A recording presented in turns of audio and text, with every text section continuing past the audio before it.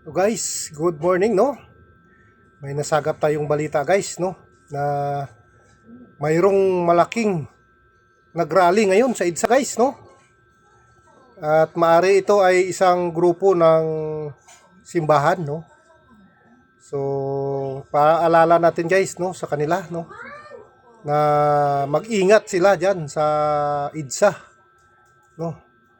Magmatsyag sila sa mga paligid nila, baka may mga sumali na mga ibang grupo na maaring maghasik ng kaguluhan diyan, no? Paalala, no, sa mga membro diyan ng iglesia nga na nandiyan ngayon sa EDSA, at saka hindi lang diyan sa EDSA, mayroon din doon sa may Liwasang Bonifacio, no? Magmatsyag kayong lahat mga idol. Yung mga biglang dumadating na mga sumasama diyan, no? Pag matyagan nyo, baka mayroong manggulo diyan, no? Maghasik ng gulo, no? Kasi yung mga ginagawa ninyo diyan, maganda yan. Pero mayroong sasali diyan na talagang sisirain ang inyong ginagawa.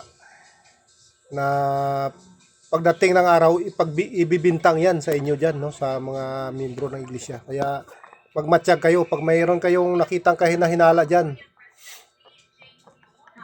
Pagbigay alam nyo na sa mga kapulisan diyan. Marami namang kapulisan diyan na nakabantay diyan sa palibot, no? Pagbigay alam nyo na agad sa kanila. Pag-aralan nyo yung mga galaw ng mga yan, kasi baka yan ang magbigay ng hindi magandang imahe diyan sa inyong ginagawa, no?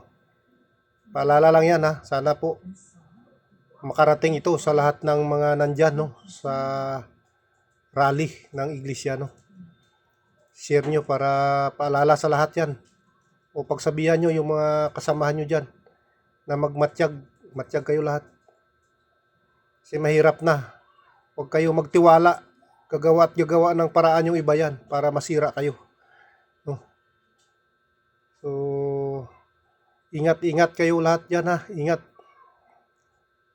Saludo kami sa inyo dahil kayo ay lumalaban para sa ikabubuti ng ating bayan, no? So, sana dumami pang mga sasama dyan sa rally na yan, no? Para maramdaman ng ating pamahalaan na talagang galit na ang taong bayan sa kanilang mga ginagawa, no? Hindi na talaga natutuwa ang mga tao, no? So hanggang dito na lang guys. Thank you. At ingat kayong lahat.